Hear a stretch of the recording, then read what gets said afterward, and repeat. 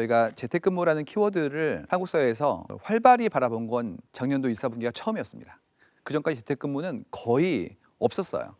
재밌는 거는 이걸 통해서 뭘 알게 됐냐면 상호 간의 신뢰에 대한 부분들을 알게 되었어요. 실시간으로 바라볼 수가 없게 된 거죠. 그러다 보니까 이런 얘기가 나왔었어요. 뭐해? 뭐 그런 얘기들이에요. 관리를 맡고 있다고 믿고 있는 분들은 자꾸 각자의 직원분들이 어떤 일 하는지에 대해서 알고 싶어 해요.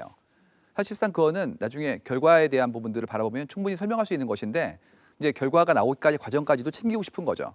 그러다 보니까 메신저를 자꾸 물어본다는 거예요. 지금 뭐 해? 계속해서 일하는데요.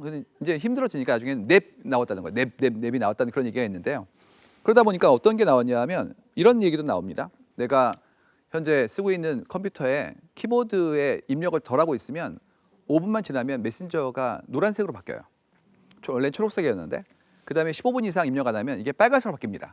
그러다 보니까 이제 바라보고 있는 관리자라고 믿고 있는 스스로가 뭘 하시냐면 그 스테이터스 바뀌는 걸 바라보고 있는 거예요. 그 다음에 5분 지난 동안 일을 안 했네? 이분이 좀 쉬고 있나? 근무 태만. 직원분들, 그러니까 감시를 받고 있는 역할인 분들은 어떻게 했냐면 앱을 깔았는데 이름이 자리 안 비움이라고요. 마우스를 이렇게 흔들어주는 앱을 깔았다는 얘기예요.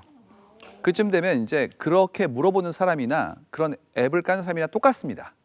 상호 신뢰가 없는 거죠.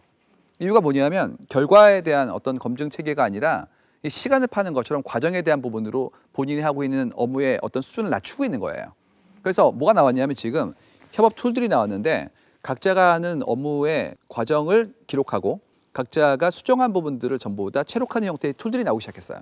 그러니까 이제 함께 프로젝트 했다면 어디까지 내가 있는지에 대한 것들을 명백하게 설명할 수 있는 것들이 나왔다는 얘기죠. 문제는 그 다음입니다. 이런 얘기들이 나오기 시작했어요. 월요일 날 어떤 분이 만든 예쁜 문서가 있습니다. 근데 그거를 바로 위에 상급자인 분한테 화요일 날 올려준 거예요. 근데 그거를 다시 박 과장님한테 금요일 날 보내줬어요. 그러니까 3일간 묵혀놓은 겁니다. 근데 그거를 박 과장님은 그 김 부장님한테 드리고 사모님한테 드린 거예요. 그랬을 때 통상 지금까지는 이거였어요. 사모님이 보시기에 김 부장님 참 일을 잘하시네. 역시 3팀이 최고 이랬다고 해요. 지금까지는. 지금 그렇지 않고 뭐가 나오냐면 이건 첫날 만드신 분이 만든 거를 하나도 안 고치고 무려 5일간 후에 나한테 준 거네. 그러면 첫날 만든 사람만 있으면 되는 거네. 오히려 그 사이에 아무것도 안 한 사람들이 전체 업무에 대한 어떤 딜레이를 만들었고 지연을 그다음에 이분들이 전부 다 프리 라이딩 하고 있는 거네라는 걸 인식하겠다는 거입니다. 무슨 얘기냐면 일을 해야 돼요. 이제는 각자가 했던 일들이 전부 다 결과가 남는 것이 아니라 과정까지 남게 되면서 그들이 했던 일에 대한 보상 체계까지도 이제는 재산정해달라는 것들이 올라가기 시작했습니다. 이게 공정함에 대한 이슈들이에요.